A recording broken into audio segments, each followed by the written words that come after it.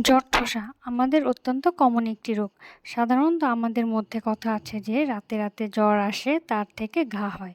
এর মেডিকেলীয় নাম herpes লেবিয়ালিস or cold সোর।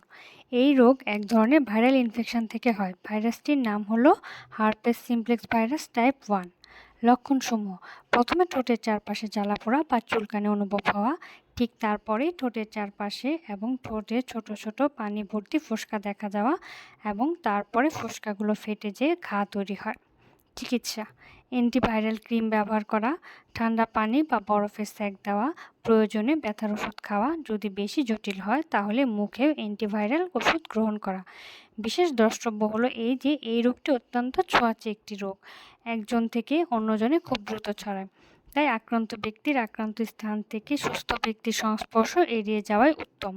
আরেকটি বিষয় হচ্ছে, এই রোগ একেবারে কোনো মানুষের হলে তার শরীরে থেকে যায়। স্ট্রেস, অসুস্থতা এবং রোদে অতিরিক্ত থাকলে বারে বারে এটা থেকে মানুষ আক্রান্ত হতে পারে।